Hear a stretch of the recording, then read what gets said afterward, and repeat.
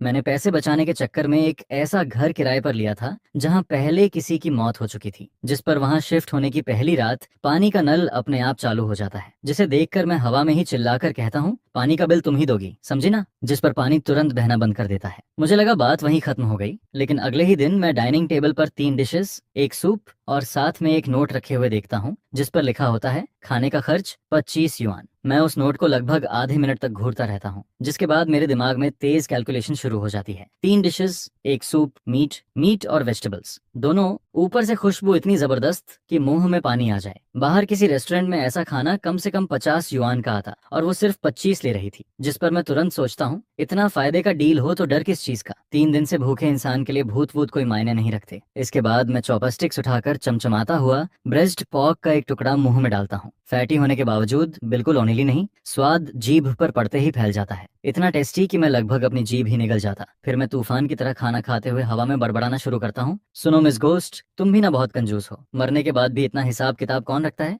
थोड़ा open minded नहीं हो सकती क्या? जिस पर पूरा कमरा शांत पड़ा रहता है, सिर्फ मेरे चबाने की आवाज गूंजती रहती है। खाना खत्म होने के बाद मैं जोर की डकार लेता हूँ और फिर तेल से भरे बर्तनों को देखकर मेरी आलस वाली बीमारी वापस जाग जाती है, जिस पर मैं जानबूझकर सारे बर्तन सिंक में डालकर छोड़ देता हूँ बिना धोए, जैसे मैं अपनी गोस्ट रूममेट की लिमिट टेस्ट कर रहा हूँ। अगली सुबह हल्की खटपट की आवाज से मेरी आंख खुलती है। मैं धीरे धीरे किचन की तरफ जाता हूँ, जहाँ सारे बर्तन चमकते हुए साफ रखे होते हैं और बेहद नीटली अरेंज किए गए होते हैं। साथ में फिर एक नोट रखा होता है, बर्तन धोने की फीस 5 युआन पर टाइम, महीने के आखिर में पेमेंट, जिसे पढ़कर मैं हंसते हंसते चिढ़ जाता हूँ। वाह कमाल है, 20 साल की जिंदगी में पहली बार इतनी प्रिंसिपल वाली घोस्ट देख रहा हूँ, जिस पर मेरा कम्पिटिटिव मूड पूरी तरह जाग जाता है। इसके बाद मैं जानबूझकर कूड़े का बैग दरवाजे के बीच में छोड़ देता हूँ ताकि रास्ता ब्लॉक हो जाए, और मन ही मन सोचता हूँ, अगर इतनी कैपेबल हो तो इसे भी फेंक कर दिखाओ। अगले दिन गार्बेज बैग गायब होता है और दरवाजे पर एक नोट चिपका होता है, कितने गंदे इंसान हो तुम। उस रात मैं ओवर टाइम करके बुरी तरह थका हुआ घर लौटता हूँ। जैसे ही अंधेरे में स्विच ढूंढने लगता हूँ, तभी लिविंग रूम की लाइट अपने आप जल उठती है, जिस पर मेरे दिल का एक कोना अचानक नरम पड़ जाता है। लेकिन तभी सीलिंग लैंप से एक छोटा नोट लहराते हुए नीचे गिरता है, तुम्हारे लिए लाइट ऑन की थी, बिजली का बिल अलग से लगेगा। जो पढ़ते ही मेरे अंदर पैदा हुई सारी वॉमत तुरंत खत्म हो जाती है। मैं छत की तरफ देखकर बोलता हूँ, तुम सच में चाइल्डिश हो,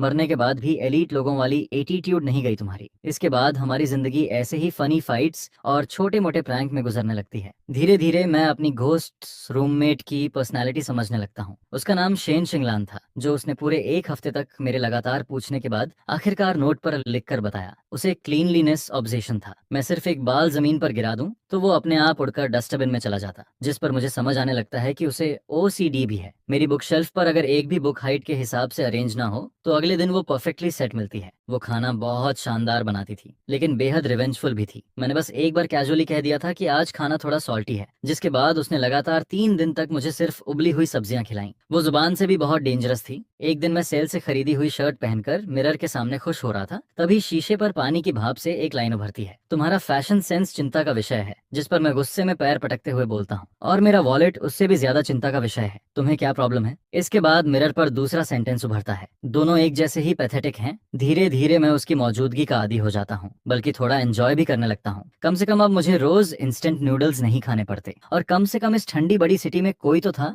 जो हमेशा मेरे लौटने तक लाइट जलाकर रखता था, भले ही बिजली का बिल मुझे ही देना पड़ता। एक दिन मेरा इकलौता दोस्त चेन जियाओ घर आता है। उससे पहले ही मैं शेन शिंगलान को वार्निंग दे देता हूँ, मेरा दोस्त आने वाला है, आज थोड़ा बिहेव करना, ठीक है? जिस पर सोफा के ऊपर रखा मैगजीन अपने आप उड़कर खुलता है और उसके पेज पर बड़ा सा ओके दिखाई देता है। चेन जियाओ जैसे ही घर में एंटर करता है, वो एग्जेगरेटेड तरीके से सांस खींचते हुए कहता है, भाई तूने मेड रख ली क्या? ये घर इतना साफ कैसे है? बिल्कुल तेरे जैसा नहीं लग रहा। मैं ऑकवर्ड हंसी के साथ बोलता हूँ, बस लाइफस्टाइल इंप्रूव हो गया है। लेकिन जैसे ही मैं ये बोलता हूँ, टीवी अचानक क्लिक की आवाज के साथ एंटरटेनमेंट चैनल छोड़कर फाइनेंस चैनल पर चला जाता है, जहां एक आदमी बेहद प्रोफेशनल आवाज में स्टॉक चार्ट एक्सप्लेन करने लगता है, जिस पर चेन जियाओ डरकर उछल पड़ता है। रिमोट कहाँ है? मैं कैजुअली चैनल वापस बदलते हुए कहता हूँ, शायद कॉन्टैक्ट इश्यू होगा। हम दोनों बात कर ही रहे होते हैं कि तभी उसके सामने रखा कप अपने आप टेबल के एज की तरफ 5 सेंटीमीटर खिसक जाता है, जिसे देखकर वो इतनी जोर से चीखता है कि मेरे कान सुन्न हो जाते हैं। कप खुद मूव हुआ। मैं आराम से कप वापस उसकी जगह रखते हुए उसके कंधे पर हाथ मारता हूँ। रिलैक्स, मेरी रूममेट थोड़ी नॉटी है बस, लेकिन खाना बहुत अच्छा बनाती है। जिस पर चेंज जाओ मुझे ऐसे घूरता है जैसे मैं कोई मेंटल पेशेंट हूँ। उसके कांपते हुए होंठ धीरे से बोलते हैं, भाई कहीं काम का स्ट्रेस तुझे हैलुसिनेशन तो नहीं दिखा रहा?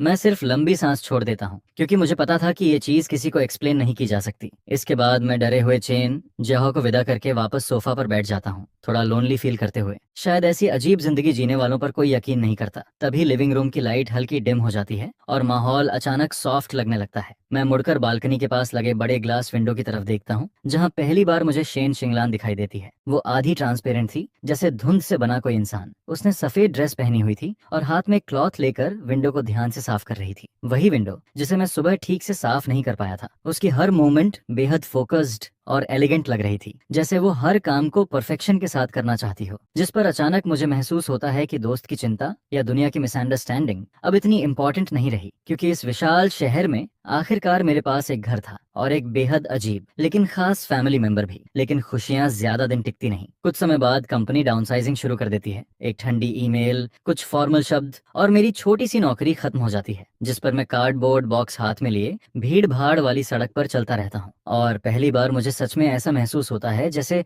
मैं कोई बेकार चीज हूँ जिसे दुनिया ने इस्तेमाल करके फेंक दिया हो। घर पहुंचते ही मैं खुद को सीधे बिस्तर पर फेंक देता हूँ और कंबल से पूरा सिर ढक लेता हूँ। इतने दिनों से अंदर दबा हुआ फ्रस्ट्रेशन और इनसिक्योरिटी आखिर इसी पल फूट पड़ता है। मैं आवाज तक नहीं निकालता, बस आंखें लाल होती रहती हैं। सीना तेजी से ऊपर नीचे होने लगता है, जैसे इस बड़ी सिटी में पिछले कई सालों से सहा हुआ सारा दर्द वापस अंदर निकल जाना चाहता हूँ, लेकिन वो बाहर भी नहीं निकलता और अंदर भी नहीं समाता। पता नहीं कितना वक्त गुजर जाता है, तभी लिविंग रूम से हल्की क्लासिकल म्यूजिक की धुन सुनाई देने लगती है। वो मेरी फेवरेट सिम्फनी थी, डोरा की फ्रॉम द न्यू वर्ल्ड। मैंने एक बार खाना खाते हुए कैजुअली कहा था, ये म्यूजिक बहुत अच्छा है। इसे सुनकर लगता है चाहे जिंदगी कितनी भी मुश्किल हो, आखिर में सब पार हो जाएगा। जिस पर मैं भारी कदमों से कमरे से बाहर निकलता हूँ। डाइनिंग टेबल पर गर्मा गर्म खाना रखा होता है। कोका कोला चिकन विंग्स मेरी सबसे फेवरेट डिश, और उसके बगल में एक छोटा नोट रखा होता है जिस पर सिर्फ 2 शब्द लिखे होते हैं, फ्री ऑफ चार्ज, जिसे पढ़ते ही मेरा गला हल्का कांप जाता है। आंखें गर्म होने लगती हैं और एक बूंद आंसू गहरे लकड़ी वाले टेबल पर टपक पड़ती है। लेकिन इस बार वो आंसू ह्यूमिलिएशन की वजह से नहीं था, बल्कि उस वॉर्मथ की वजह से था जिसे महसूस किए हुए बहुत वक्त गुजर चुका था। फिर मैं तेजी से खाना खाते हुए खुद पर हंसने लगता हूँ और पहली बार सीरियसली हवा में कहता हूँ, थैंक यू शेन शिंगलान। जिस पर कमरे की हवा में जैसे बहुत हल्की सी सांस सुनाई देती है। पेट भरकर खाओगे तभी लड़ पाओगे। इसके बाद मैं लैपटॉप खोलकर पागलों की तरह जॉब एप्लीकेशंस भेजना शुरू कर देता हूँ, लेकिन रियलिटी मेरी इमेजिनेशन से भी ज्यादा क्रूअल निकलती है। मेरे रिज्यूमे ऐसे गायब होते जाते हैं जैसे पत्थर समुद्र में डूब जाए। कभी कभी इंटरव्यू कॉल्स आते भी हैं तो पहले ही राउंड में रिजेक्ट कर दिया जाता हूँ। बैंक अकाउंट का बैलेंस हर दिन कम होता जाता है। घर का रेंट, बिजली पानी का बिल और ऊपर से शेन शिंगलान की वो नोटबुक जिसमें हर खर्चा डिटेल में लिखा रहता था, वो सारे नंबर्स मेरे ऊपर पहाड़ की तरह टूट पड़ते हैं, जिस पर एंजाइटी धीरे धीरे मेरे दिमाग को खाती रहती है। मैं रात रात भर सो नहीं पाता। फिर एक दिन मुझे उस कंपनी से इंटरव्यू मेल आता है जहां काम करना मेरा सपना था। वो मेरी करियर जर्नी का आखिरी और सबसे बड़ा टारगेट था, जिस पर मैं अलमारी के नीचे रखा अपना इकलौता सूट निकालता हूँ और उसे बार बार प्रेस करने लगता हूँ, बस इस डर से कि कहीं छोटी सी रिंकल भी इंटरव्यू खराब ना कर दे। इंटरव्यू वाले दिन मैं टेंशन की वजह से बहुत जल्दी उठ जाता हूँ, लेकिन नीचे कैफे से ब्रेकफास्ट लेते वक्त मेरा हाथ कांप जाता है और गर्म कॉफी पूरी की पूरी मेरी सफेद शर्ट पर गिर जाती है। जिस पल ऐसा होता है मुझे सच में लगता है जैसे दुनिया खत्म हो गई। मैं बुरी हालत में भागकर घर लौटता हूँ, गंदी शर्ट सोफा पर फेंक देता हूँ और मिरर में अपनी लाल आंखों को घूरने लगता हूँ। मर जाना ज्यादा आसान होगा। सिर्फ 1 घंटा बचा था इंटरव्यू में। नई शर्ट खरीदने का भी वक्त नहीं था। मैं जमीन पर बैठ जाता हूँ और फ्रस्ट्रेशन में मुक्का फर्श पर मारता हूँ। तभी बाथरूम से वॉशिंग मशीन की आवाज आने लगती है, जिस पर मैं तुरंत दौड़कर वहां पहुंचता हूँ और देखता हूँ कि कॉफी से गंदी हुई शर्ट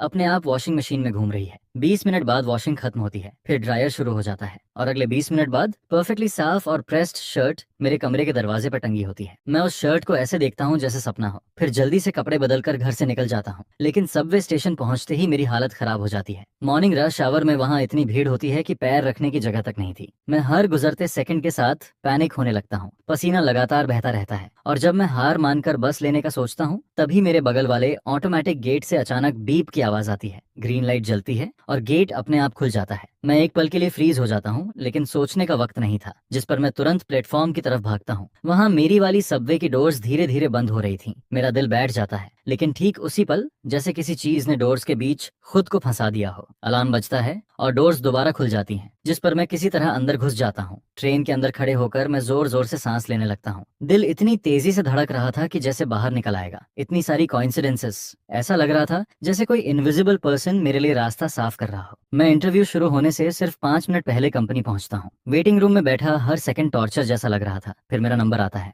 मैं गहरी सांस लेकर अंदर जाता हूँ, जहाँ 4 इंटरव्यूअर्स बेहद सीरियस एक्सप्रेशन के साथ बैठे होते हैं। मेरे हाथ इतने नर्वस थे कि हथेलियां पूरी पसीने से भीग जाती हैं। मैंने जो सेल्फ इंट्रोडक्शन पहले से याद किया था, वो अचानक दिमाग से गायब हो जाता है। मैं लगभग फ्रीज हो चुका था और तभी टेबल पर रखा एक ब्लैक पेन धीरे धीरे लुढ़क कर मेरे हाथ के पास आ जाता है। मैं इंस्टिंक्टिवली उसे पकड़ लेता हूँ। उसकी ठंडी फीलिंग मुझे थोड़ा काम कर देती है। फिर मैं नीचे देखता हूँ, जहाँ पेन पर छोटे अक्षरों में कुछ खुदा हुआ था, बिलीव योरसेल्फ, जिसे देखते ही मेरा दिल तुरंत स्टेबल हो जाता है। वो शब्द किसी मेडिसिन की तरह मेरे अंदर कॉन्फिडेंस भर देते हैं, जिस पर मैं सिर उठाकर मेन इंटरव्यूअर की आंखों में देखता हूँ और कॉन्फिडेंट स्माइल के साथ बोलता हूँ, गुड आफ्टरनून एवरीवन, मेरा नाम गुचेन है। उस दिन का इंटरव्यू मेरी जिंदगी का सबसे बेहतरीन इंटरव्यू बन जाता है और एक हफ्ते बाद मुझे सिलेक्शन मेल मिल जाता है। नई जॉब के पहले दिन ही मैं एडवांस सैलरी लेता हूँ और सीधे सुपरमार्केट भाग जाता हूँ। मैं अच्छी वाइन और ढेर सारे फ्रेश इंग्रेडिएंट्स खरीद कर घर लौटता हूँ। फिर एक पूरी टेबल भरकर डिशेस बनाता हूँ। मैं 2 ग्लास में वाइन डालता हूँ, एक ग्लास उठाकर खाली लिविंग रूम की तरफ देखकर जोर से कहता हूँ, शेन शिंगलान, ये टोस्ट तुम्हारे नाम। मेरी गोल्डन असिस्टेंट, जिस पर हवा में रखा दूसरा ग्लास हल्का सा हिलता है और उससे एक साफ टकराने की आवाज आती है, जैसे वो मेरी बात का जवाब दे रही हो। मैं मुस्कुराता हूँ, लेकिन आंखें फिर धुंधली हो जाती हैं, क्योंकि मुझे पता था मैं अकेला नहीं हूँ। मेरे पास एक इनविजिबल गार्डियन था। इसके बाद मेरी और शेन शिंगलान की जिंदगी एक नए फेज में पहुंच जाती है। मैं पैसे कमाने की जिम्मेदारी उठाता हूँ और वो घर संभालती है। साथ में अपने एलीट लॉजिक का इस्तेमाल करके मेरे खर्चों की निगरानी भी करती रहती है और फाइनेंशियल प्लानिंग भी। धीरे धीरे मैं इस अजीब कंपनीशिप को एंजॉय करने लगता हूँ। हर दिन घर लौटने पर गर्म खाना मिलता, हर महीने सैलरी आने पर मेरा पर्सनल फाइनेंस मैनेजर बजट तैयार करता, और जब भी काम में कोई प्रॉब्लम आती, मेरी डेस्क पर मिस्टीरियसली उससे जुड़ी बुक्स और डॉक्यूमेंट्स रखे मिलते। वो एक साइलेंट मेंटर की तरह थी, एक परफेक्ट हाउसकीपर और एक ऐसा अजनबी इंसान जो सबसे ज्यादा अपना लगने लगा था। लेकिन मैं उसके पास्ट के बारे में कुछ नहीं जानता था, और जैसे जैसे हमारी अंडरस्टैंडिंग बढ़ती गई, वैसे वैसे मेरी क्यूरियोसिटी भी बढ़ने लगी। आखिर शेन शिंगलान की मौत हुई कैसे थी? इंटरनेट पर मौजूद न्यूज बस इतना कहती थी कि उसकी मौत गैस पॉइजनिंग एक्सीडेंट की वजह से हुई, लेकिन ना जाने क्यों मुझे हमेशा लगता था कि इस कहानी में कुछ न कुछ जरूर छिपा हुआ है। एक ऐसी इंसान जो बुक शेल्फ पर रखी किताबों तक को कलर और हाइट के हिसाब से अरेंज करती थी, जैसे उसे OCD की हद वाली क्लीनलीनेस ऑब्जेशन हो। एक ऐसी इंसान जो रूल्स और ऑर्डर को लेकर ऑलमोस्ट पागल थी। वो आखिर इतनी बेसिक गलती कैसे कर सकती थी, जैसे गैस बंद करना भूल जाना, जिस पर एक दिन मैं सीधे उससे पूछ बैठता हूँ, शेन शिंगलान, तुम्हारी मौत आखिर हुई कैसे थी? मेरे इतना कहते ही कमरे की लाइट एक बार फ्लिकर करती है। टेबल पर रखा ग्लास हल्का कांपता है। ऐसा लगता है जैसे वो कुछ कहना चाहती हो, लेकिन कोई इनविजिबल फोर्स उसे रोक रही हो। वो साफ तरीके से कुछ कम्युनिकेट नहीं कर पा रही थी, लेकिन उसकी रिएक्शन जितनी इंटेंस होती जाती है, मेरी सस्पिशन उतनी ही गहरी होती जाती है, जिस पर मैं डिसाइड करता हूँ कि मुझे इस घर की इन्वेस्टिगेशन खुद करनी होगी। इसके बाद मैं उस एजेंट से मिलने जाता हूँ जिसने शुरुआत में मुझे ये अपार्टमेंट रेंट पर दिया था। उसका नाम चूदी था। मैं उसे पास के कैफे में कॉन्ट्रैक्ट एक्सटेंशन के बहाने मिलने बुलाता हूँ। चूदी हमेशा की तरह फ्रेंडली स्माइल के साथ सामने बैठी होती है। जब भी वो मुस्कुराती, आंखों के किनारे हल्की रिंकल्स दिखाई देती, जो उसे बहुत सिंसियर दिखाती थी। वो कॉफी का सिप लेते हुए मुझसे कहती है, तो गुचेन, वहाँ रहने में कोई प्रॉब्लम तो नहीं? मैंने कहा था ना, वो अपार्टमेंट लोकेशन के हिसाब से बहुत अच्छा है, बस पहले वहाँ थोड़ा एक्सीडेंट हुआ था, इसलिए आम लोग वहाँ ज्यादा दिन टिक नहीं पाते। लेकिन तुम्हारा चेहरा देखकर लग रहा है तुम बिल्कुल ठीक हो।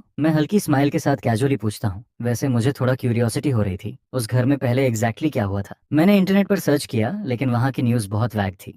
बस लिखा था कि ऑनर की एक्सीडेंट में मौत हो गई, जिस पर चूदी एक पल के लिए रुक जाती है। वो कॉफी कप उठाकर सिप लेती है, लेकिन उसकी आंखें साफ अवॉइड कर रही थीं। अरे पुरानी बात है, बस एक्सीडेंट था, ज्यादा मत सोचो, आराम से रहो बाबा वहाँ। वैसे भी उस घर का फेंग शुई बहुत अच्छा है। देखो ना, वहाँ शिफ्ट होने के बाद तुम्हें बेटर जॉब भी मिल गई, तुम्हारी लक बदल रही है। इसके बाद वो बड़ी स्मूथली टॉपिक बदल देती है और बार बार मुझे यही समझाने लगती है कि ज्यादा इन्वेस्टिगेट मत करो, जिस पर मुझे उसकी बिहेवियर और भी सस्पिशियस लगने लगती है। एक नॉर्मल प्रॉपर्टी एजेंट सिर्फ रेंट और कॉन्ट्रैक्ट की चिंता करता है, लेकिन वो बार बार मेरी मेंटल कंडीशन की चिंता क्यों कर रही थी? क्यों वो मुझे उस घर के पास्ट के बारे में जानने से रोकना चाहती थी? उस मुलाकात के बाद मेरी शंका खत्म होने की बजाय और बढ़ जाती है। उस रात मुझे एक बेहद डरावना सपना आता है। सपने में मैं घने सफेद फॉग के बीच खड़ा होता हूँ। आसपास कुछ भी साफ दिखाई नहीं देता, लेकिन तभी मुझे दो महिलाओं की आवाजें सुनाई देती हैं। उनमें से एक आवाज शेन शिंगलान की थी। उसकी आवाज गुस्से और डिसअपॉइंटमेंट से कांप रही थी। मैंने तुम्हें अपनी बहन जैसा माना और तुमने क्लाइंट्स के पैसे तक छू लिए। इसके जवाब में दूसरी महिला की आवाज सुनाई देती है।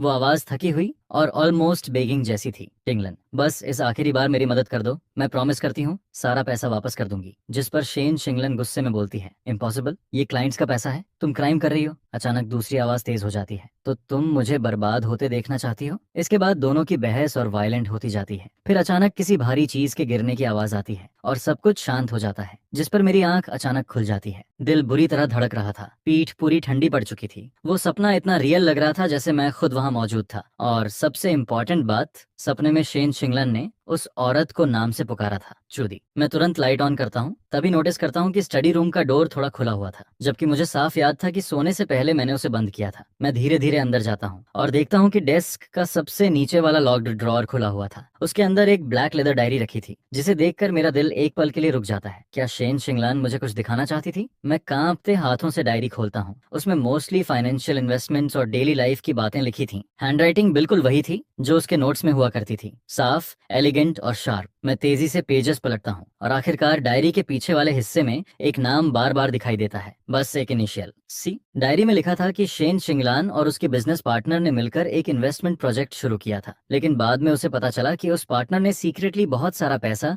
दूसरी जगह इन्वेस्ट कर दिया और वहां सब कुछ डूब गया, जिससे ह्यूज फाइनेंशियल लॉस हो गया। शेन शिंगलान ने डायरी में लिखा था, मुझे यकीन नहीं होता कि सी ऐसा कर सकती है। इतने सालों का ट्रस्ट ग्रीड के सामने एक पैसे का भी नहीं निकला। उसे अपने किए की सजा मिलनी चाहिए, चाहे अंजाम कुछ भी हो। और यही उसकी आखिरी डायरी एंट्री थी। उसके अगले ही दिन उसकी मौत हो गई थी, जिस पर मेरे शरीर का खून तक ठंडा पड़ जाता है। मैं डायरी लेकर लिविंग रूम में आता हूँ और हवा में देखते हुए पूछता हूँ, शेन शिंगलान, क्या तुम्हारा मर्डरर चूदी है? मेरे इतना कहते ही पूरे कमरे का टेम्परेचर अचानक गिर जाता है। सीलिंग चैंडेलियर जोर जोर से हिलने लगता है, लाइट्स तेजी से फ्लिकर करने लगती हैं। इलेक्ट्रिक करंट की तीखी आवाज पूरे कमरे में गूंजने लगती है। दीवार पर टंगी पेंटिंग नीचे गिरकर टूट जाती है। ये पहली बार था जब मैंने उसकी इतनी वायलेंट रिएक्शन देखी थी, लेकिन ये सिर्फ गुस्सा नहीं था, ये गहरी नफरत थी। सालों से दबा हुआ दर्द और इनजस्टिस था, और उसी पल मेरी सारी थ्योरीज कंफर्म हो जाती हैं। शेन शिंगलान की मौत एक्सीडेंट नहीं थी, उसका मर्डर हुआ था, और मर्डरर आज भी खुलेआम बाहर घूम रहा था। वही औरत जो हमेशा मेरे सामने स्वीट स्माइल लेकर खड़ी रहती थी। प्रॉपर्टी एजेंट चूदी। ये सच मेरी जिंदगी की सारी शांति को चाकू की तरह चीर देता है। मैं उस अपार्टमेंट को देखता हूँ जिसे शेन शिंगलान अब तक स्पॉटलेस रखती आई थी, और पहली बार मुझे सच में हड्डियां जमा देने वाली ठंड का मतलब समझ आता है। एक ऐसी औरत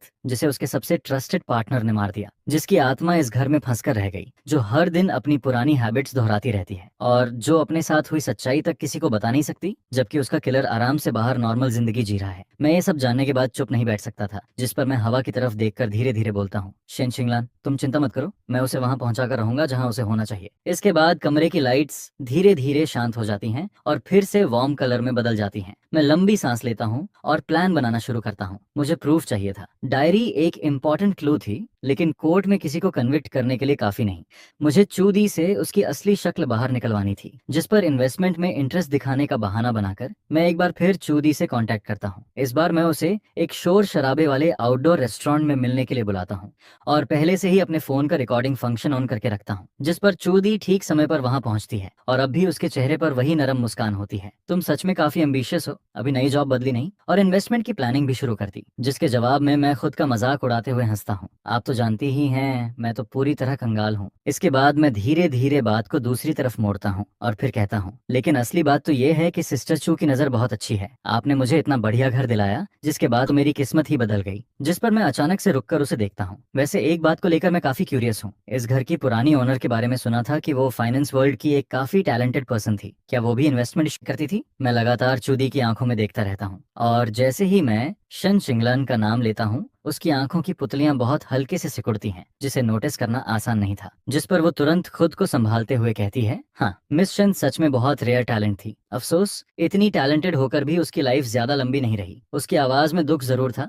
लेकिन जवाब पूरी तरह सावधानी से दिया गया था। फिर मैं कैजुअली बोलता हूँ, हाल ही में मुझे घर में उसकी कुछ डायरीज और नोट्स मिले। उनमें काफी प्रोफेशनल टर्म्स लिखे थे जो मुझे समझ नहीं आए। सिस्टर चू, आप तो उसे अच्छे से जानती थी, क्या आप उन्हें देखकर समझा सकती हैं? ये सुनते ही मैं अपना ट्रैप उसके सामने डाल देता हूँ, जिस पर आखिरकार चूदी के चेहरे का एक्सप्रेशन थोड़ा बदलता है। उसके हाथ में पकड़ा टी कप हवा में ही रुक जाता है। फिर वो धीमी आवाज में कहती है, किसी की पर्सनल डायरी देखना सही नहीं होता, बेहतर होगा कि उन्हें ऐसे ही रहने दो। इसके बाद वो अचानक टॉपिक बदलते हुए मुझसे पूछती है, वैसे वहां रहते हुए तुम्हारे साथ कुछ अजीब नहीं हुआ? जिस पर मैं अनजान बनने का नाटक करते हुए पूछता हूँ, अजीब मतलब? वो अपनी आवाज और धीमी कर देती है, जैसे आधी रात को कोई आवाज सुनाई देना या फिर सामान का अपने आप मूव होना। उसकी आंखों में एक अजीब तरह की जांच पड़ताल साफ नजर आ रही थी। यह देखकर मेरा दिल एक पल के लिए कस जाता है। वो मुझे टेस्ट कर रही थी। वो जानना चाहती थी कि क्या मुझे शेन शिंगलान की मौजूदगी के बारे में कुछ पता चला है या नहीं, जिसके जवाब में मैं मासूम चेहरा बनाकर मुस्कुराता हूँ, नहीं तो मैं तो बहुत अच्छी नींद सोता हूँ। शायद मेरी किस्मत ज्यादा स्ट्रांग है। उस डिनर के दौरान हम दोनों लगातार एक दूसरे को परखते रहते हैं, लेकिन आखिर तक किसी को भी अपना मनचाहा जवाब नहीं मिलता। लेकिन उस दिन के बाद से मुझे हमेशा ऐसा फील होने लगता है जैसे कोई अदृश्य नजर हर वक्त मेरा पीछा कर रही हो। ऑफिस से घर लौटते वक्त मुझे बार बार पीछे कदमों की आवाज सुनाई देती है, कभी पास कभी दूर, लेकिन जैसे ही मैं पीछे मुड़कर देखता हूँ वहाँ कोई नहीं होता। इसके बाद घर में होने वाली पैरानॉर्मल घटनाएं भी बदलने लगती हैं। अब वो पहले जैसी शांत नहीं रहती, जहाँ चीजें अपने आप व्यवस्थित हो जाती थीं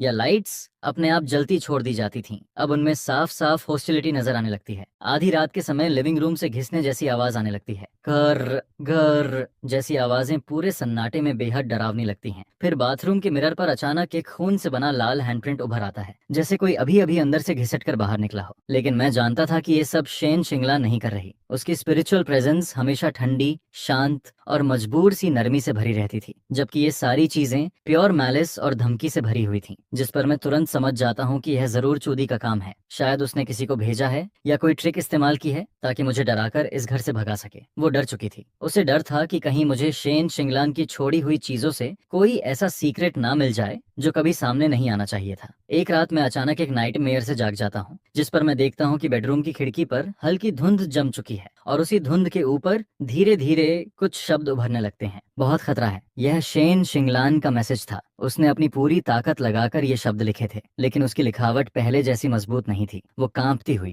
टेढ़ी मेढ़ी और धुंधली लग रही थी, जैसे किसी भी पल गायब हो जाएगी। यह देखकर मेरा दिल एक पल के लिए कस जाता है। वो अब भी मेरी रक्षा कर रही थी, जबकि खुद वो इस जगह में फंसी हुई थी। फिर भी सबसे पहले उसे मेरी सेफ्टी की चिंता थी, जिस पर मैं धीरे धीरे खिड़की के पास जाता हूँ और हाथ से उन शब्दों को मिटा देता हूँ। फिर ठंडी ग्लास विंडो को देखते हुए धीमी लेकिन मजबूत आवाज में कहता हूँ, मैं नहीं जाऊंगा। ये हमारा घर है, यहाँ से जाने वाली वो होगी। अगले दिन मैं छुट्टी लेकर घर पर ही रहता हूँ। फिर मैं मार्केट से कुछ हिडन कैमरों खरीद कर लाता हूँ। एक चार्जर के अंदर छिपा हुआ था, दूसरा डेकोरेशन आइटम की तरह दिखता था। जिसके बाद मैं एक कैमरा मेन डोर की तरफ लगाता हूँ, दूसरा लिविंग रूम के कॉर्नर में और तीसरा स्टडी रूम की बुकशेल्फ पर छिपा देता हूँ, जिस पर मैं मन ही मन कहता हूँ, चुदी, अगर तुम गेम खेलना चाहती हो तो मैं आखिर तक तुम्हारा साथ दूंगा। कैमरा लगाने के तीसरे दिन अचानक चूदी का फोन आता है। मिस्टर गू, क्या आप घर पर हैं? हाल ही में कंपनी जी एरिया की सेफ्टी चेकिंग कर रही है। एज एन एजेंट मुझे उनके साथ आकर आपके घर की गैस पाइपलाइन चेक करनी है। बताइए कब कन्वीनियंट रहेगा? उसकी आवाज हमेशा की तरह फ्रेंडली और रिस्पॉन्सिबल लग रही थी, लेकिन मैं जानता था कि वो आखिरकार आने वाली है। गैस पाइपलाइन इंस्पेक्शन सच में बहुत अच्छा बहाना था। इससे वो आराम से घर के अंदर भी आ सकती थी और अपने अगले कदम की तैयारी भी कर सकती थी। जिस पर मैं अंदर की घिन को दबाते हुए नॉर्मल टोन में जवाब देता हूँ, बिल्कुल, मैं आज घर पर ही हूँ, आप कभी भी आ सकती हैं। फोन करते ही मैं तुरंत शेन शिंगलान के लिए एक नोट लिखता हूँ, वो आने वाली है, आगे सिचुएशन के हिसाब से रिएक्ट करना। फिर मैं उस नोट को लिविंग रूम की सबसे विजिबल जगह पर रख देता हूँ। करीब आधे घंटे बाद डोरबेल बजती है। मैं डोर व्यूअर से बाहर देखता हूँ, जहाँ चू दी कंपनी जी की ब्लू यूनिफॉर्म पहने खड़ी थी, लेकिन उसकी आंखों में छिपी शार्प नजरें उसकी असली सोच को बिट्रे कर रही थीं।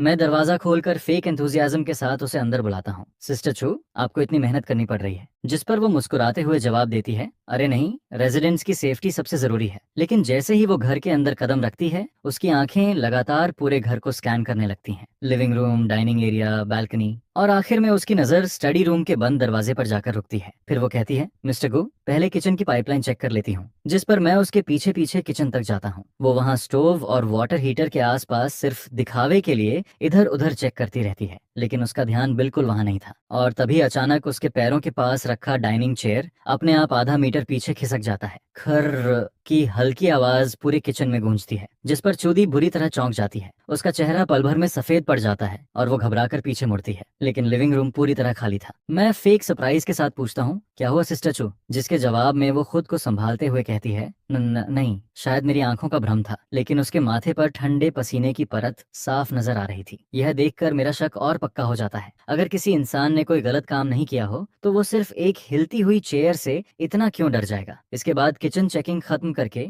वो अपने माथे का पसीना पोंछती है और फिर कहती है, मैं जरा वॉशरूम होकर आती हूँ। मैं हल्के से सिर हिलाता हूँ और अपनी जगह पर खड़ा रहता हूँ, जिस पर लिविंग रूम के कोने में लगे मिरर के रिफ्लेक्शन के जरिए मैं लगातार उसकी हर हरकत पर नजर रखता रहता हूँ। चूदी बस 2 कदम ही आगे बढ़ती है, लेकिन तभी अचानक डायरेक्शन बदलकर चुपके चुपके स्टडी रूम की तरफ बढ़ने लगती है, जिस पर मेरा दिल सीधे गले तक आ जाता है। वो आखिरकार आ चुकी थी। उसका असली टारगेट वही था, शेन शिंगलान की छोड़ी हुई चीजें। और ठीक उसी पल जब उसका हाथ स्टडी रूम के डोर हैंडल को छूने ही वाला होता है, तभी अचानक धड़ाम की जोरदार आवाज पूरे घर में गूंजती है। बाथरूम का बल्ब अचानक फट जाता है, कांच के टुकड़े चारों तरफ बिखर जाते हैं। इसके तुरंत बाद wash basin, shower, toilet tank, घर में जहां जहां पानी का कनेक्शन था, सब कुछ एक साथ अपने आप चालू हो जाता है। तेज पानी पागलों की तरह बाहर फूटने लगता है, जिस पर चूदी एक डरावनी चीख मारती है और घबराकर पीछे की तरफ गिरते पड़ते स्टडी रूम के दरवाजे से दूर भागती है। मैं भी तुरंत दौड़कर वहां पहुंचता हूं और उससे भी ज्यादा शॉक्ड होने का नाटक करते हुए चिल्लाता हूं, हे भगवान, ये क्या हो गया? सिस्टर चू, आप ठीक तो हैं?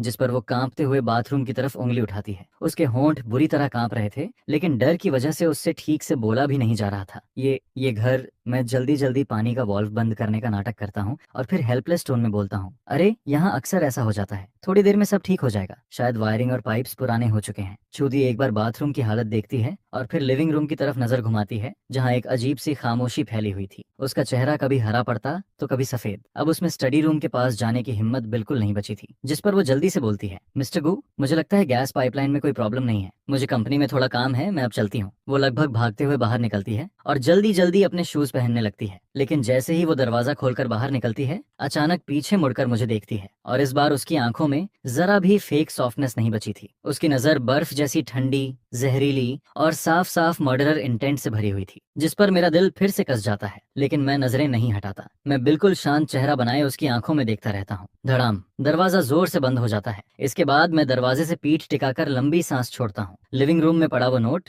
जिस पर लिखा था, सिचुएशन के हिसाब से रिएक्ट करना, धीरे धीरे जमीन पर गिर जाता है। मैं आगे बढ़कर उसे उठाता हूँ। पहला राउंड मैं जीत चुका था, जिस पर मैं तुरंत अपना फोन निकालता हूँ और हिडन कैमरा की रिकॉर्डिंग चेक करता हूँ। वीडियो में साफ दिखाई दे रहा था कि कैसे चूदी चोरी छिपे स्टडी रूम की तरफ बढ़ रही थी और आखिर में उसका वो खतरनाक लुक भी क्लियर रिकॉर्ड हो चुका था। अब मेरे पास एक और सबूत था, लेकिन मैं जानता था कि इस फेल्ड अटेम्प्ट के बाद वो और ज्यादा डेंजरस हो जाएगी। अगली बार वो किसी तरह का डिस्गाइज नहीं पहनेगी और सच में अगला अटैक मेरी उम्मीद से भी जल्दी आ जाता है। चूदी की इन्वेस्टिगेशन फेल होने के बाद उसने पूरी तरह अपना फेक मास्क उतार दिया था। उसे अब पूरा यकीन हो चुका था कि यह घर हॉन्टेड है और उसने इसी चीज का फायदा उठाने का फैसला किया। वो पुराने तरीके को फिर से दोहराना चाहती थी। वो चाहती थी कि मेरी भी मौत एक केयरफुली प्लान्ड एक्सीडेंट में हो जाए। जिस रात गैस पॉइजनिंग वाला इंसिडेंट होने वाला था, उस रात मुझे बिल्कुल चैन की नींद नहीं आती। मेरी आंखें बार बार फड़क रही थीं। रात के ठीक 2 बजे पूरा माहौल शांत पड़ा था। तभी अचानक लिविंग रूम से एक भारी सी आवाज सुनाई देती है। वो आवाज बिल्कुल ऐसी लगती है मेरे में सकती है जैसे कोई बालकनी से अंदर कूदा हो। यह सुनते ही मेरी पूरी नींद गायब हो जाती है। पूरे शरीर के रोंगटे खड़े हो जाते हैं। क्या वो चूदी है? मैं सांस रोक लेता हूँ और धीरे धीरे बेड से नीचे उतरता हूँ। फिर बेडरूम डोर के पीछे छिपकर दरवाजे की हल्की सी दरार से बाहर झांकता हूँ। लिविंग रूम में एक काली शैडो धीरे धीरे मूव कर रही थी। उसके हाथ में एक टूल बैग था और वो सीधे किचन की तरफ जा रही थी, जिस पर मेरा दिल इतनी तेजी से धड़कने लगता है जैसे अभी सीने से बाहर निकल आएगा। लेकिन मैं खुद को जबरदस्ती काम रखता हूँ। फिर धीरे से बेडसाइड से फोन उठाता हूँ, स्क्रीन ब्राइटनेस सबसे कम करता हूँ और कांपते हाथों से 113 डायल कर देता हूँ। कॉल कनेक्ट होते ही मैं कुछ नहीं बोलता, बस फोन का माइक लिविंग रूम की तरफ कर देता हूँ। यह एक सर्वाइवल ट्रिक थी जो मैंने पहले कहीं देखी थी। Silent emergency call. Police operator समझ जाएगा कि कॉलर खतरे में है और तुरंत लोकेशन ट्रेस करेगा। इसके बाद मैं तुरंत हिडन कैमरा ऐप खोलता हूँ, लाइव स्ट्रीम ऑन करता हूँ और उसका लिंक एक रेडी मैसेज के साथ अपने दोस्त चेन जियाओ को भेज देता हूँ। भाई, अगर मेरे साथ कुछ हो जाए तो यही सबूत है। अभी पुलिस को कॉल मत करना, पुलिस खुद तुमसे कांटेक्ट करेगी। मैसेज भेजने के बाद मैं फोन कसकर पकड़ लेता हूँ और बेडरूम डोर के पीछे बिल्कुल बिना हिले खड़ा रहता हूँ। लिविंग रूम में चूदी किचन डोर तक पहुंच चुकी थी। वो अंदर जाकर अपना ट्रैप सेट करना चाहती थी, लेकिन जैसे ही वो किचन डोर खोलती है, तभी अचानक धड़ाम की तेज आवाज गूंजती है। किचन का दरवाजा उसके मुंह पर खुद ब खुद बंद हो जाता है। इसके तुरंत बाद लॉक के अंदर से टक की आवाज आती है। डोर अंदर से लॉक हो चुका था, जिस पर चूदी बुरी तरह चौंक जाती है, लेकिन अगले ही पल वो खुद को संभाल कर पागलों की तरह दरवाजा पीटना शुरू कर देती है। दरवाजा खोल दरवाजा, अंदर जो भी है बाहर निकल। डर और गुस्से की वजह से उसकी आवाज पूरी तरह फट चुकी थी, जिस जिस पर मैं दरवाजे की दरार से लिविंग रूम के बीच हवा में एक आधी ट्रांसपेरेंट फिगर को तैरते हुए देखता हूँ। वो शेन शिंगलान थी, लेकिन इस बार उसकी फिगर पहले से कहीं ज्यादा धुंधली थी। वो किसी नीले धुएं की तरह लग रही थी, जिसे हल्की हवा भी मिटा सकती थी। मैं साफ फील कर सकता था कि सिर्फ उस किचन डोर को बंद और लॉक करने में ही उसकी लगभग सारी ताकत खत्म हो चुकी थी। वो अपनी खुद की एग्जिस्टेंस को दांव पर लगाकर मेरे लिए टाइम खरीद रही थी। लेकिन चूदी दरवाजा नहीं खोल पाती, जिसके बाद वो गुस्से में डोर को लात मारना शुरू कर देती है। पुराना वुडन डोर हर किक के साथ कड़ कड़ इनकी आवाज निकालने लगता है, और हर टक्कर के साथ शेन शिंगलान की बॉडी और ज्यादा ट्रांसपेरेंट होने लगती है। मैं देखता हूँ कि उसके चेहरे की आउटलाइंस तक धुंधली होने लगी थी, जैसे वो धीरे धीरे इस दुनिया से गायब हो रही हो। यह देखकर ऐसा लगता है जैसे किसी ने मेरा दिल मुट्ठी में पकड़कर दबा दिया हो। दर्द इतना ज्यादा था कि सांस लेना मुश्किल हो जाता है। मैं अपनी आंखों के सामने उसे सिर्फ मेरी रक्षा करते हुए मिटते नहीं देख सकता था। और तभी अचानक ना जाने कहां से मेरे अंदर हिम्मत आ जाती है। एक पल में मेरा सारा डर गायब हो जाता है। मैं तेजी से कमरे में नजर दौड़ाता हूँ, और फिर मेरी नजर कमरे के कोने में रखे आयरन पैन पर जाकर रुकती है, जिससे मैं एक्सरसाइज करता था। जिस पर मैं तुरंत वहां दौड़ता हूँ और दोनों हाथों से उस भारी पैन को कसकर पकड़ लेता हूँ। और ठीक उसी पल धड़ाम, किचन डोर को छुरी जोरदार किक मारकर तोड़ देती है। वो एक पागल जानवर की तरह बाहर निकलती है। उसकी आंखें पूरी तरह लाल हो चुकी थीं। फिर उसकी नजर मुझ पर पड़ती है, और मेरे हाथ में पकड़े आयरन पैन पर भी, जिस पर वो एक खतरनाक मुस्कान देती है। तू अब भी रजिस्ट करना चाहता है? आज तुम दोनों मरोगे। इतना कहकर वो मेरी तरफ झपटती है, लेकिन इस बार मैं पीछे नहीं हटता, बल्कि सीधे उसकी तरफ दौड़ पड़ता हूँ और अपनी पूरी ताकत लगाकर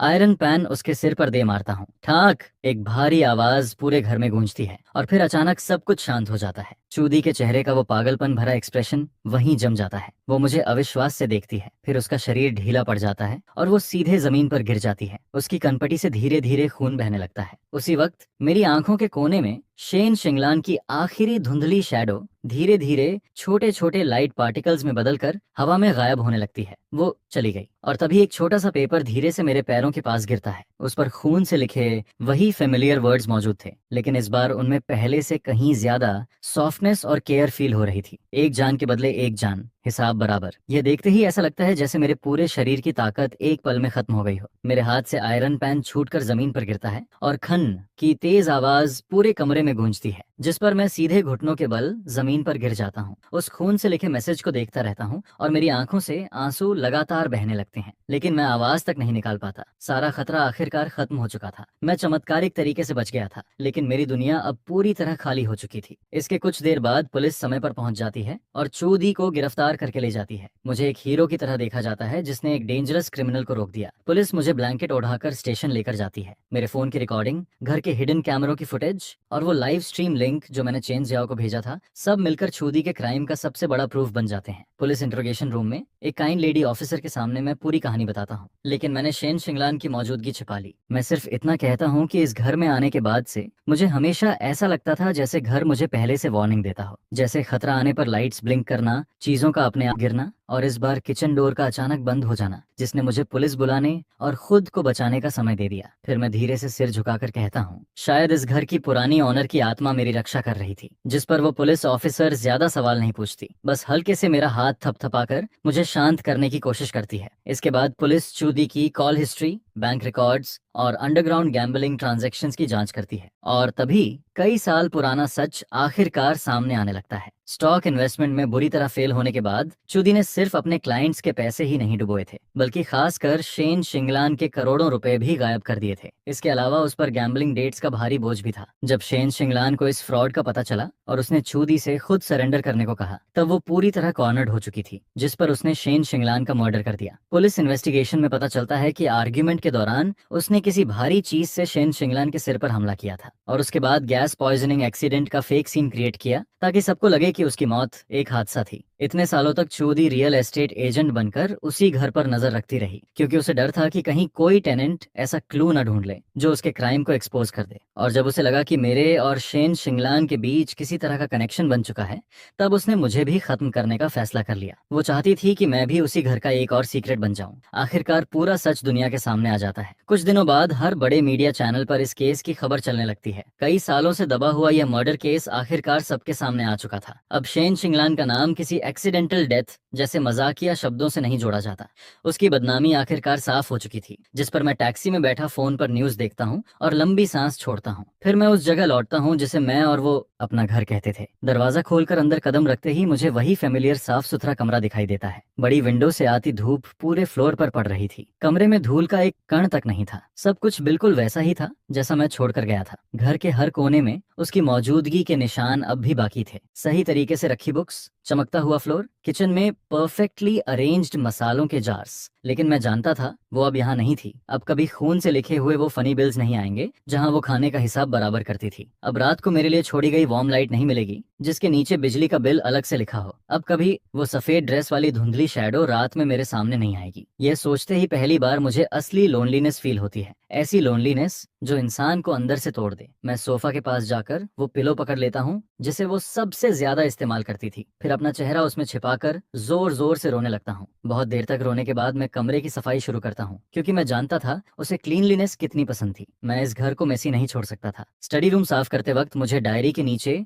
एक और ब्लैक नोटबुक मिलती है। वो हमारे बीच का हिसाब किताब था। उसमें हर छोटी चीज लिखी हुई थी। 10 मई डिनर 50-50 स्प्लिट, गुशेन पर 25 युआन उधार। 12 मई बर्तन धोने के बदले 5 युआन। 15 मई कचरा फेंकने के बदले 10 युआन। मैं हर पेज पलटता जाता हूँ और साथ साथ हंसता भी हूँ, रोता भी हूँ। फिर आखिर में आखिरी पेज तक पहुँचता हूँ। मुझे लगा वहाँ टोटल डेट लिखा होगा, लेकिन वहाँ सिर्फ एक लाइन लिखी थी, गुशेन अच्छे से जीना, समय पर खाना खाना। यह लाइन देखते ही मेरे दिल की आखिरी दीवार भी टूट जाती है। मैं उस नोटबुक को सीने से लगाकर जमीन पर बैठ जाता हूँ और एक छोटे बच्चे की तरह फूट फूट कर रोने लगता हूँ, जैसे पूरी दुनिया ने मुझे अकेला छोड़ दिया हो। इसके बाद जिंदगी धीरे धीरे वापस नॉर्मल ट्रैक पर लौटने लगती है। मैं अपनी ड्रीम कंपनी में काम करना जारी रखता हूँ। हर दिन ऑफिस बिल्डिंग के अंदर बैठकर मैं एक इमोशनली स्टेबल एडल्ट होने का नाटक करता रहता हूँ। किसी को नहीं पता था कि मैं अभी अभी कितनी भयानक मौत और जिंदगी की लड़ाई से गुजरा हूँ, और किसी को यह भी नहीं पता था कि मैंने कितना इंपॉर्टेंट पर्सन खो दिया है। मैंने घर नहीं बदला। चेन जियाओ ने मुझे कई बार समझाया। उसने कहा कि यह जगह मुझे बहुत पेनफुल मेमोरीज याद दिलाती है। मुझे नई जगह जाकर नई शुरुआत करनी चाहिए, लेकिन मैंने मना कर दिया। मैं सिर्फ इतना कहता हूँ, यह मेरा घर है। इसके बाद मैं अनजाने में शेन शिंगलान के बनाए रूल्स फॉलो करने लगता हूँ। खाना खाने के बाद तुरंत बर्तन धोना, उन्हें सुखाकर सही जगह रखना, कचरा भरते ही तुरंत बाहर फेंकना, उसे रात भर दरवाजे के बाहर न छोड़ना। मैं खाना बनाना भी सीखने लगता हूँ। हालांकि मेरा खाना बहुत खराब बनता था, लेकिन फिर भी मैं हमेशा 2 लोगों का पोर्शन बनाता हूँ और दूसरा प्लेट हमेशा सामने वाली खाली चेयर पर रख देता हूँ। फिर मैं हवा में लगातार बातें करता रहता हूँ। आज ऑफिस में क्या हुआ, कौन सा वियर्ड क्लाइंट मिला, कौन सा नया बोनस मिला। हालांकि मैं जानता था कि अब कोई जवाब नहीं आएगा। अब मिरर पर मेरे फैशन सेंस का मजाक उड़ाने वाले कमेंट्स नहीं दिखेंगे, और ना ही उदास होने पर वो पुराने सॉन्ग्स सुनाई देंगे। लेकिन फिर भी मैं इन हैबिट्स को छोड़ नहीं पाता,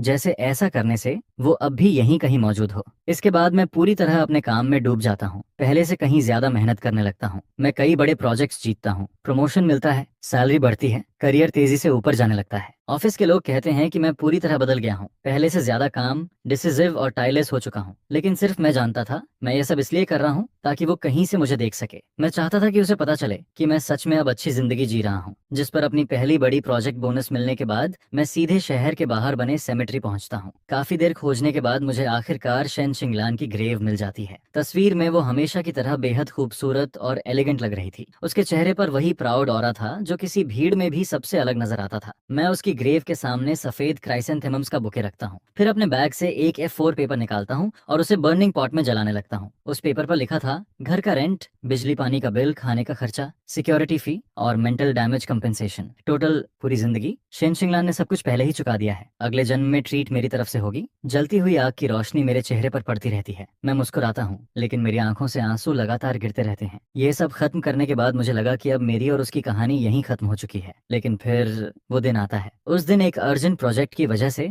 मुझे देर रात तक ओवरटाइम करना पड़ता है। मैं थका हुआ शरीर घसीटते हुए घर लौटता हूँ और दरवाजा खोलता हूँ। घर के अंदर पूरी तरह अंधेरा था, जिस पर आदत के मुताबिक मैं दीवार पर स्विच ढूंढकर लाइट ऑन करता हूँ, और जैसे ही लिविंग रूम का फेमिलियर फ्लोर लैंप जलता है मैं वहीं जम जाता हूँ। मेरी नजर धीरे धीरे डाइनिंग टेबल की तरफ जाती है। टेबल पर एक गर्म दूध का ग्लास रखा था, उससे अब भी हल्का धुआं उठ रहा था। सफेद भाप लैंप की रोशनी में धीरे धीरे हवा में घुल रही थी। मेरा दिमाग पूरी तरह ब्लैंक हो जाता है। मैं एंट्रेंस पर बिल्कुल स्टैच्यू की तरह खड़ा रह जाता हूँ। न आगे बढ़ने की हिम्मत होती है, न सांस लेने की। मेरे सामने का सीन इतना फेमिलियर था, फिर भी इतना अनरियल लग रहा था। क्या मैं हैलुसिनेशन देख रहा हूँ? काफी समय से शांत पड़ा मेरा दिल फिर से बेकाबू होकर धड़कने लगता है, जिस पर मैं कांपती आवाज में धीरे से फुसफुसाता हूँ, शेन शिंगलान। पूरा लिविंग रूम डरावनी खामोशी में डूबा रहता है। सिर्फ वो मिल्क ग्लास अब भी हल्की गर्म भाप छोड़ रहा था। यह देखकर मैं धीरे से नजरें नीचे कर लेता हूँ। तो ये मस है, मैं सच में ज्यादा सोच रहा था। मैं खुद पर हंसने ही वाला था, लेकिन तभी मेरी नजर मिल्क ग्लास के बगल में रखे नोट पेपर पर जाती है। ऐसा लगता है जैसे उस पर धीरे धीरे कुछ वर्ड्स उभर रहे हों,